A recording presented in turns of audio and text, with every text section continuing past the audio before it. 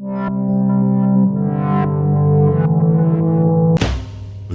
que es. Bueno, Daniel, ¿qué tal? Buenos días, ¿cómo estás? ¿Qué tal, Víctor? Buenos días, ¿qué tal? Un gusto, che. Bueno, ¿cómo viene? ¿Qué tal la pandemia? ¿Cómo te viene trayendo? Acá cuarenteneando y bueno, con un poco de como la mayoría de la gente, desfasado con el tema de los horarios y bueno, al ser docente, con los trabajos que tenemos que ahora es el doble, nos acostamos un poco tarde, un poco bastante y nos levantamos un poco tarde, así que bueno.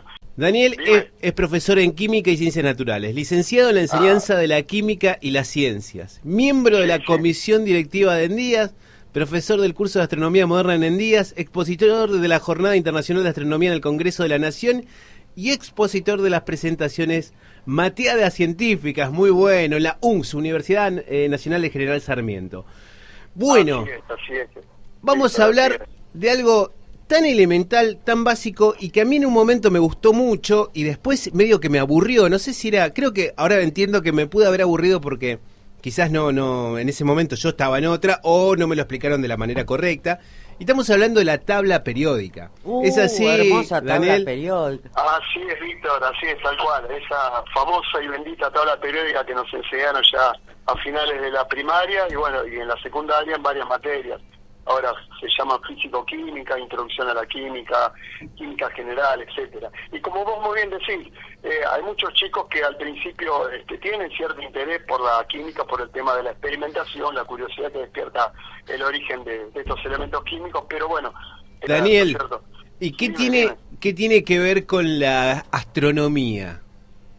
Muy buena pregunta, muy buena pregunta. Bueno, ese es el kit de la cuestión de ahora, muy bien. Podés ser la tabla periódica que vemos en la escuela y ahora, ¿qué tiene que ver este profe que enseña astronomía? Bien, bueno, hoy vamos a hablar más que nada del tema de el origen de los elementos químicos, la tabla periódica, el origen que tuvieron, dónde se originaron, de dónde vienen todos esos elementos. Claro. Sabemos que la tabla periódica nos enseña en la escuela, o están enumerados por orden creciente del número atómico, que ahora voy a explicar brevemente lo que es.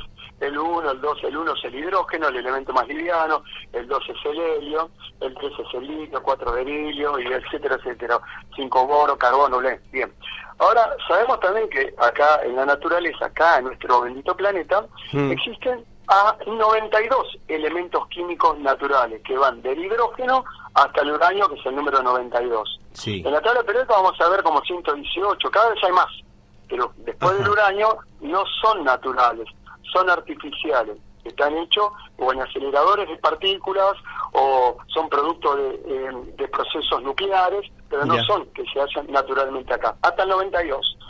Bien. Ahora bien, vamos a aplicar esos numeritos que aparecen en la tabla periódica que ordenan los elementos químicos, ¿no es cierto? Sí. De acuerdo a la idea de nuestro querido Dmitri Mendeleev, ¿se acuerdan? La tabla periódica de Mendeleev. Bueno, no sé por qué todos los rusos son Dmitri, Sergei, Antonov, son todos más o menos Dmitri, Sergei, Antonov, Anatoly, bueno, este era Dmitri. Bueno, un genio lo hago.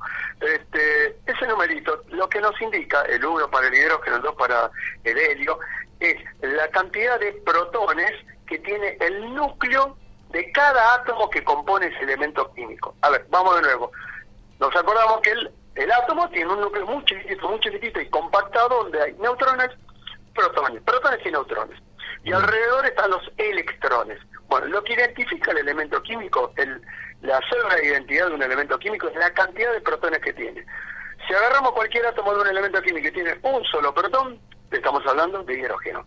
Si tiene 2 protones, estamos hablando de helio. Si tiene 3 protones de litio, así sucesivamente. Si tiene 8 protones del oxígeno, y así sucesivamente. ¿Se entiende? Sí. A medida que le agregamos protones, va cambiando la identidad del elemento químico. Bueno, ahora bien, todo eso tuvo un origen.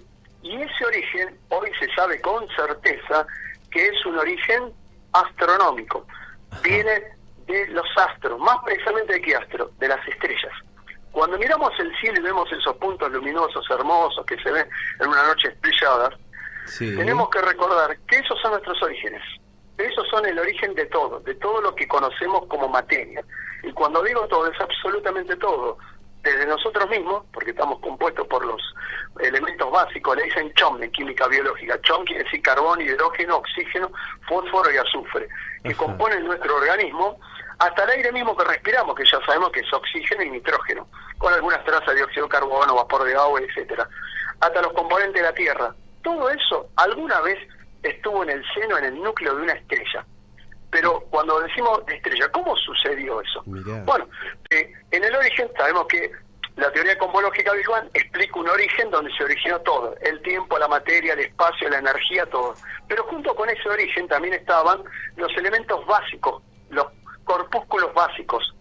Para resumir, ¿cómo se llaman esos corpúsculos? Los quarks. ¿Qué son los quarks? Bueno, justamente hablamos del protón y neutrones recién. Sí. Cada protón y cada neutrón, a su vez, está compuesto por partículas muchísimo más pequeñas, que vienen de A3, y se llaman quarks. Esos quarks fueron descubiertos en 1930 por Hellman y Munro. Ahora, todo eso, hubo un momento, a medida que el universo se expandía, al principio el universo tenía una temperatura pero descomunal, de miles de millones de grados. Entonces, a medida que se expandía el universo, también se iba enfriando. Más se expandía, más se iba enfriando. La densidad de energía cada vez era menor, y hubo un momento, cuando la temperatura llegó más o menos a 1.000 millones de grados Kelvin, que esos quarks, a los 3 minutos, te digo, del Big Bang, al poco tiempo, entre los 3 y los 15 minutos después del Big Bang, sí, donde condensó toda esa materia, esos quarks se conformaron y formaron los primeros núcleos atómicos, los primeros de todos, que ajá, obviamente son 3 o 4. Se formaron el núcleo de hidrógeno, el núcleo de helio, básicamente hidrógeno y helio, y algunas trazas de litio y berilio. Cuando digo trazas son muy pequeñas cantidades, pero básicamente se formó casi el 75% del hidrógeno y el 25% del helio. Pará. Sí.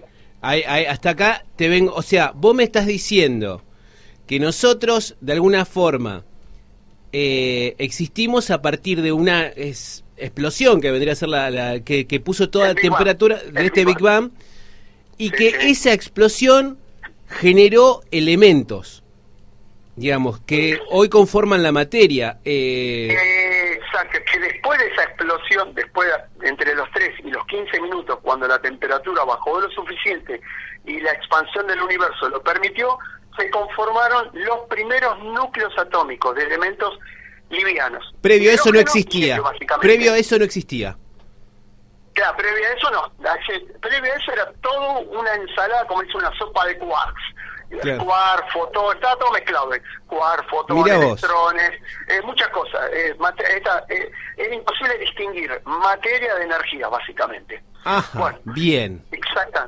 Ahí está. Ahora bien, a ese periodo de tiempo después del Big Bang, entre los 3 y los 15 minutos, lo llamamos, en que se formaron los primeros núcleos livianos, lo llamamos nucleosíntesis primordial. Nucleosíntesis primordial o primigenia, le dicen algunos, porque fue la primera síntesis de núcleos atómicos. ¿Por qué es importante mencionar esto? Antes de las estrellas, obviamente las estrellas todavía ni se formaron las estrellas. Ahora bien, ¿por qué?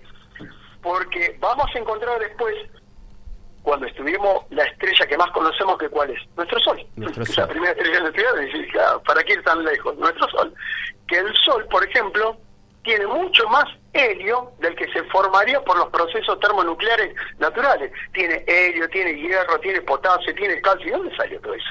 Si el Sol no es capaz de generar, una estrella pequeña como el Sol no es capaz de generar todo eso. Bueno, son resabios que han quedado de la nucleosíntesis primigenia de la que estoy hablando, y de estrellas supernovas que estuvieron antes del Sol, porque nuestro Sol no es una estrella de primera generación, sino de segunda, o algunos creen que de tercera. Es decir, nació a partir de otras estrellas predecesoras que a la vez estaban como supernovas. Pero ahora llegamos a eso. Ahí va, Víctor. ¿Qué pasó? El universo siguió expandiéndose, a medida que se expandía, perdía temperatura, perdía densidad de energía, hasta que llegó un momento que a los 380.000 años, ¿no es cierto?, sucedió algo importante, pero muy importante, y ahora sí por qué. El universo se hizo transparente. ¿Qué quiere decir eso? Como te dije al principio todo interactuaba con todo, los fotones con los quarks, luego con los protones, con los neutrones, con los neutrinos, era toda una ensalada. Cuando el universo llega a 380.000 años, ¿qué pasa? Se enfría tanto que esos núcleos logran capturar, que tienen carga positiva, los núcleos atómicos tienen carga positiva, logran capturar los electrones. Se recombina con los electrones y forman ya no núcleos, sino átomos. O sea, con un núcleo y los electrones girando, que en realidad no gira, pero es una manera de decir, Claro, con los claro. electroncitos girando alrededor.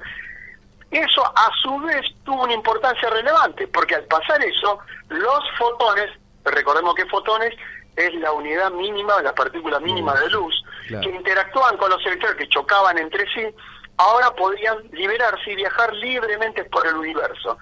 Esos fotones que viajaron libremente por el universo a los 380.000 años después del Big Bang, son los que viajaron casi 13.750, 14.000 millones de años que le da el universo al día de hoy. Viajaron tanto, fíjate todo lo que viajaron, que en aquel momento cuando se originaron, tenían una temperatura de 3.000 grados Kelvin. Ahora tienen la temperatura más fría del universo prácticamente, menos de 3 grados Kelvin. Y esos Mirá. fotones es lo que hoy percibimos por todo, miremos hacia donde miremos con radiotelescopio, como la radiación cósmica de fondo, que es la principal evidencia de la existencia del Big Bang. La radiación cósmica de fondo es justamente, ¿te acuerdas cuando teníamos los televisores a válvula? Que Sí. Cuando se terminaba la programación que hacía ese ruido, Sí. esa lluvia, bueno, gran parte de eso es la radiación cósmica de fondo. O cuando Mirá. estamos en AM, viste que estamos en AM y de repente vamos en la ruta y perdemos la señal y Sí. sentimos, era típico. Bueno, eso es la radiación cósmica de fondo, precisamente. Mirá. Es el resabio fósil de lo que fue alguna vez esa gran explosión que ahora llamamos Big Bang. ¿Se entendió más o menos? Sí. Sin hablar, sí, se entiende que esto lo tengo que hacer como un paso previo para entender lo que viene ahora, pero no es el tema principal. Bueno, Entonces, ¿qué pasó? vamos Siguió ahí. avanzando, Sí. más o menos a los 400 millones de años se forman las primeras estrellas. ¿Cómo se forman? Porque esos núcleos, esos protones, esos hidrógenos que se habían formado, junto con una gran parte de helio, por contracción gravitatoria, en las grandes nebulosas, se empiezan a contraer, hasta que llega un momento que a mayor presión, a mayor contracción gravitatoria, se levanta temperatura. O sea, es como cuando, viste, vos agarrás un inflador y le Sí. entras a dar presión, inflás la bicicleta, y si le das demasiada presión y vas demasiado fuerte, llega un momento que tu mano, la que tiene el pico, la zona del pico, la tenés que soltar porque te calienta, viste que levanta temperatura el compresor. Ajá, Bueno, sí. algo similar. A medida que hay mayor contracción gravitatoria, aumenta la presión de lo que es el núcleo de la protoestrella. Entonces llega un momento que si la masa supera las 80 masas, se toma como referencia el planeta Júpiter, que para algunos autores es una estrella fallida, el planeta Júpiter, después voy a decir por qué. Si la masa supera las 80 masas jupiterianas, se forma una verdadera estrella. Quiere decir que el núcleo levanta tanta presión y tanta temperatura, el núcleo de hidrógeno de la estrella, que se produce un fenómeno que hoy conocemos como fusión termonuclear. Fusión no confundir con la fisión. La fisión es lo que pasa con la bomba atómica de Hiroshima, la bomba de uranio. Fisión es la ruptura o escisión de un átomo pesado y grande como el uranio o el plutonio que libera energía. Claro. Fusión, con FIU, fusión, es la unión de dos elementos livianos con descarga de energía.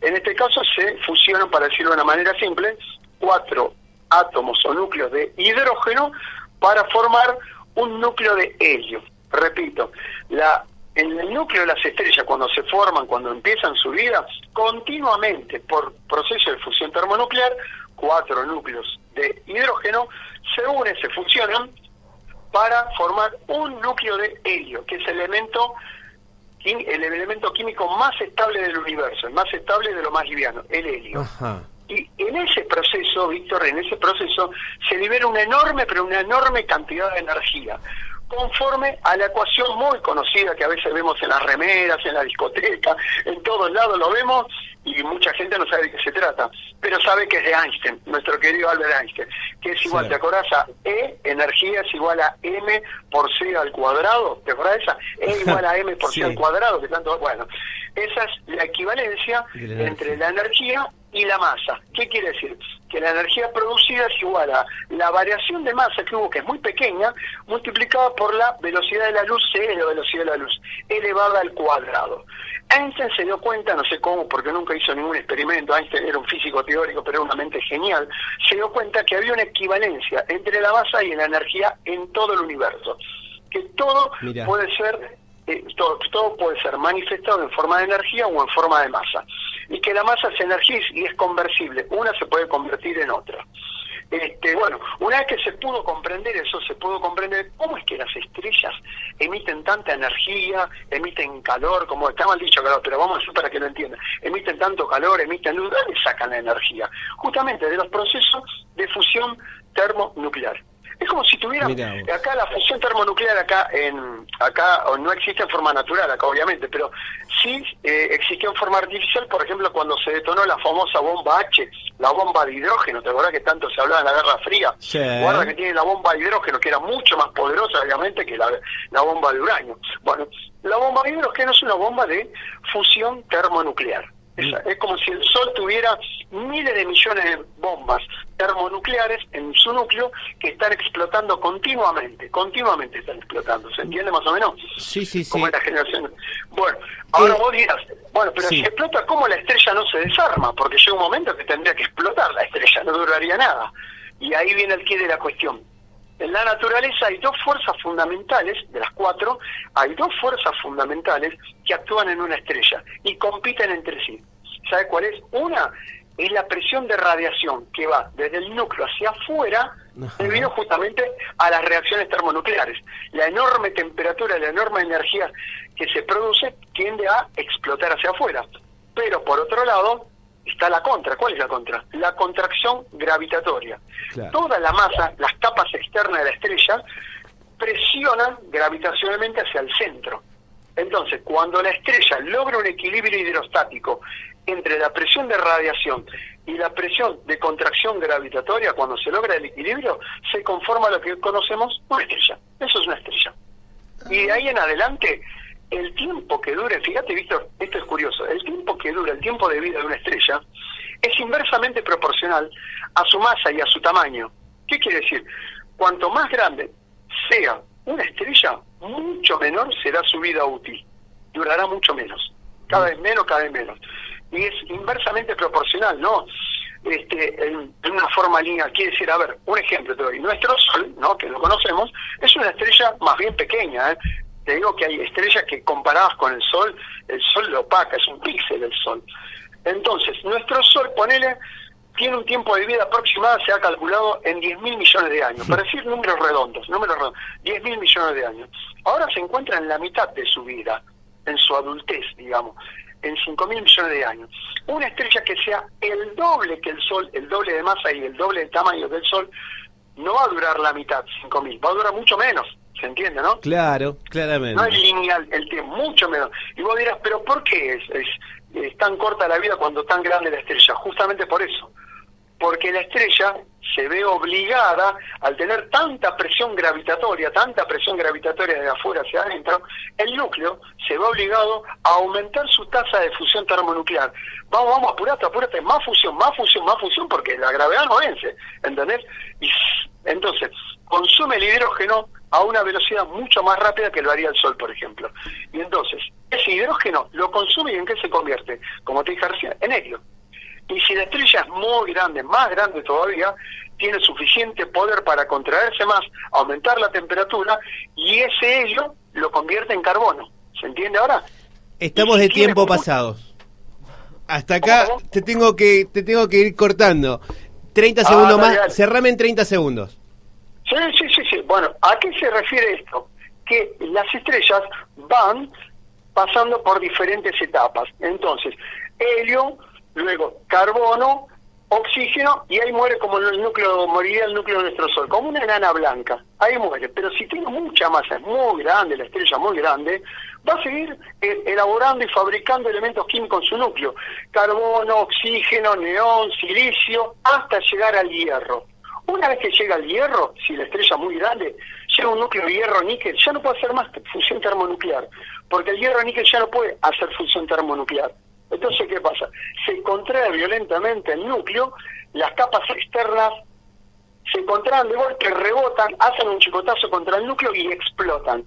A ese fenómeno lo conocemos como supernova. Esas son las famosas supernovas de que tanto se habla, supernova tipo 2. Y esas supernovas, cuando explotan, diseminan por todo el espacio, todos esos elementos químicos que elaboraron durante su vida útil. Su breve vida útil, ¿no? Porque cuando son tan grandes, dura muy poco. Te digo, si nuestro Sol dura 10.000 millones de años, una estrella de ese tipo puede durar entre 10 y 20 millones nada más de años. Explota y libera todos esos elementos químicos, hasta el hierro-níquel. ¿Cómo se hacen después lo más pesado hasta el uranio? Bueno, por un proceso que se llama captura de neutrones, porque esa supernova libera tanta energía que se produce una recombinación de neutrones a protones y aumenta el número atómico, y así se va aumentando el número atómico de los elementos que quedan diseminados. Y bueno, ahí tenemos elementos como la plata, el oro, el uranio, etcétera, todos esos elementos químicos. Entonces, nuestro sistema solar se formó como remanente de una nebulosa que han dejado esas estrellas que explotaron hace miles de millones de años. Por eso hoy en día podemos disfrutar de todos estos elementos químicos: hierro, el oro que tanto nos gusta, el platino, la plata, el uranio y por supuesto el hidrógeno y el oxígeno, que tan importantes son para la vida. De hecho, componen el agua que conocemos y que es indispensable para la vida, ¿no es cierto? Así que... Impresionante. Es muy bueno, sí. Daniel, la verdad me encantó. Bueno, me alegro, Víctor. Y bueno, en la próxima la seguimos. En la próxima tal vez podríamos hablar sobre la herramienta que facilita al astrónomo conocer todo esto, que es la espectroscopía astronómica, que no es otra cosa que el estudio y análisis de la luz que nos llega de las estrellas, ¿no? Muy bien.